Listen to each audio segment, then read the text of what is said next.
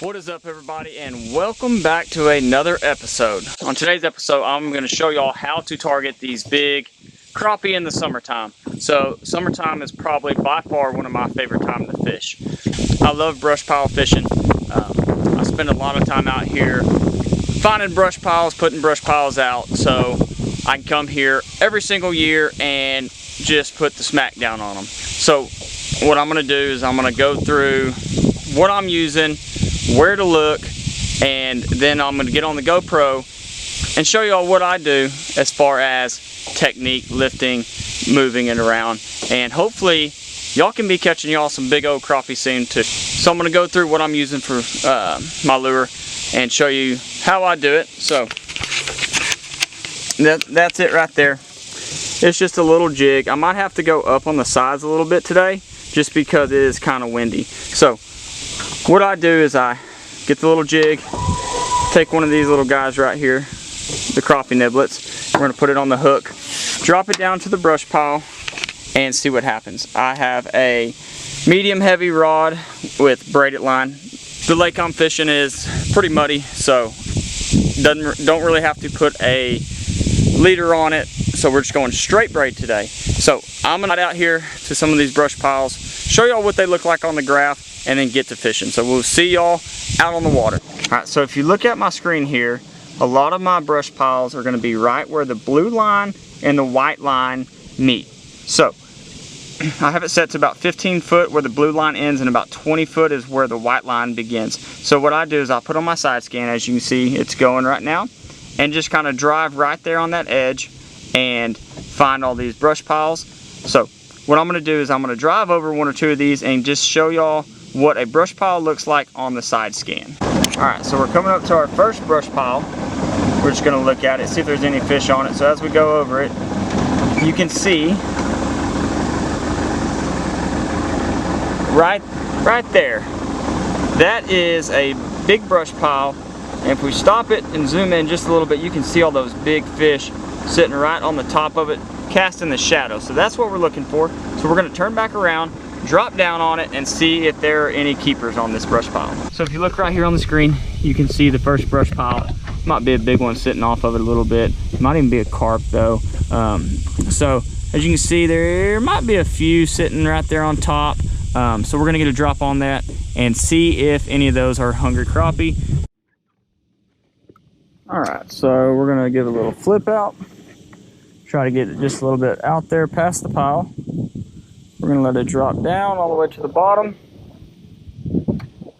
Slowly but surely getting there.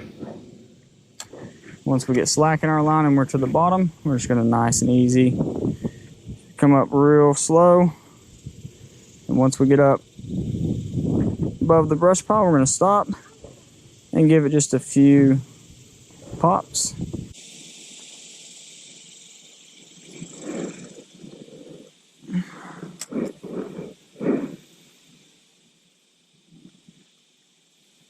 There he is. Feels like a little one. He might be a keeper. So 10 inches here in Texas to keep him. We're going to measure this one. I think he's about 9 3/4. We'll put him on the measuring stick. Yeah, he's right there. Not quite big enough for me to keep. All right, so we threw out a marker. It's a little windy, kind of hard to stay on some of these brush piles right now and get it right where I want it, but we're dropping down right in the middle of this one. All the way to the bottom. Nice little pull coming up. Good constant speed. Get to the top, we're just gonna kind of bounce it there. Give it a little more pull. And then drop it right back down in that brush pile.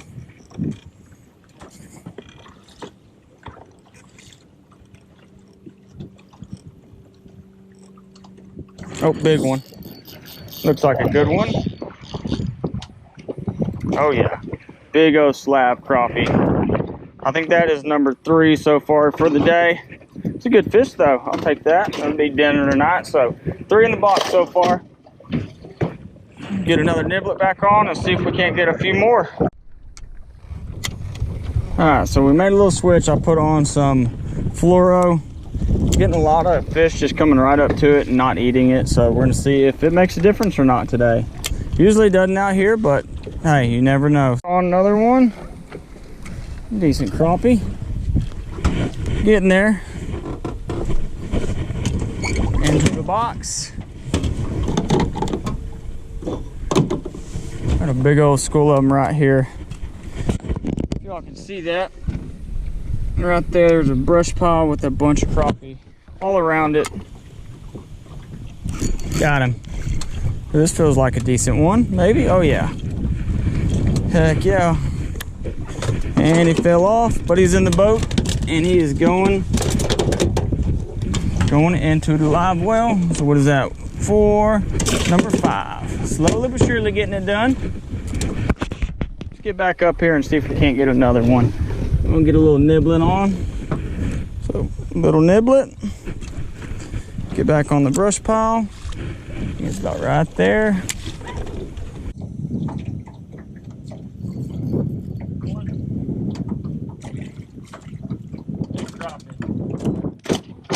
Fell in the boat too. Alright, so we switched over to a little hair jig and we're finally catching the big fish that we've been looking for. I don't know what it is, but they're very finicky today. Just kind of coming up to the tube jigs, barely touching them and then spitting it out. So we just got a few more to go. We're gonna try to finish up this limit. Got him.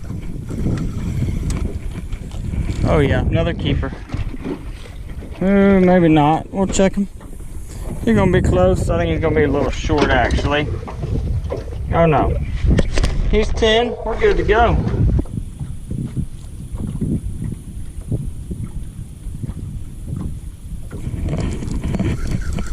Another one. Another keeper.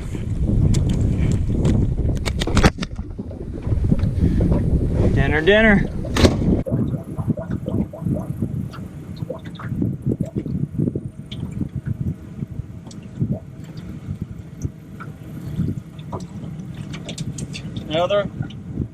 Another monster. There she is. It's probably about number 20 or so. And then on a good one. So I will see y'all back at the house. We're gonna do a little bit of cleaning and then we're gonna get to cooking. So we'll see y'all then. All right, everybody, we have made it back to the Grimm house, to the cleaning station.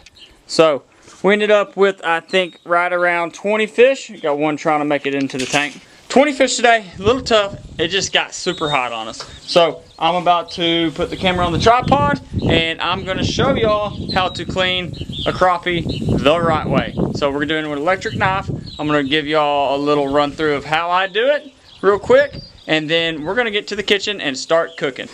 All right, we're gonna clean one of these crappie real quick. So angle the knife down, all the way down his backbone, flip it over, angle the knife all the way down, and then we're gonna cut those rib cages out after we get this other side. So flip them over, same thing underneath the fin. Turn your knife down the backbone all the way almost to the tail. Angle the knife all the way down. 2 cuts. There's 1 cut, 2 cut. So there's number 1. And there's number 2. It's that easy. What's up, everybody? We've made it back to the kitchen. It is the next day, and today we're gonna do a mayonnaise-based fish with rosemary, garlic, and a little bit of onion powder. And what we're gonna do is we're gonna take the mayonnaise, season it up, take the fish, put it in the mayonnaise, and kind of move it around and get it completely coated with mayonnaise. And then we're gonna put it in the pan and put it in the oven at 350 for about 15 minutes. So super simple recipe. It's my wife's favorite. We usually eat it with rice. So just get you a bunch of mayonnaise. And we're just gonna dump all the mayonnaise into the bowl. We're gonna do rosemary, garlic. We're gonna get it quite a bit in there. Then we're gonna come with the onion powder. Just a light coat of that.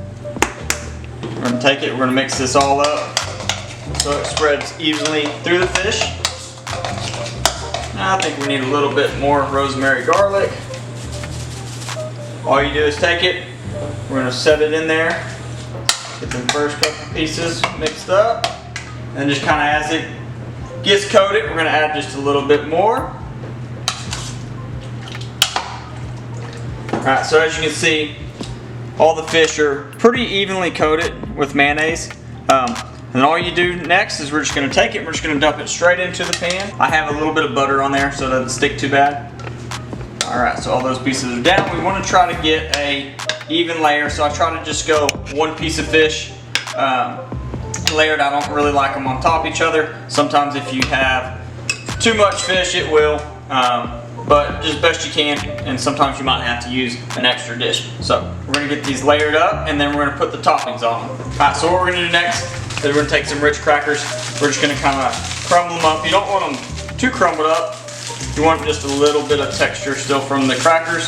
And then we're just going to take them and just kind of lightly spread them on top all the way around it. I'm going to do one more pack. I got another half pack. And same thing, just kind of lightly spread it.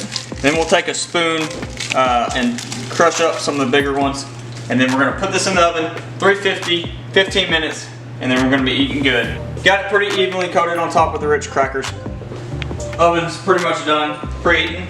So we're just going to slide it in. We're going to do the top rack. Let it sit in there for about 15 minutes and it'll be time to eat. Alright everybody, so the fish is done. We're gonna give it a little taste test. See how it turned out. We got that fresh, never been frozen fish. So we're gonna get a little cracker with it. Still pretty hot. Super good. Super good, super easy to do. We're gonna leave it at that for tonight's episode.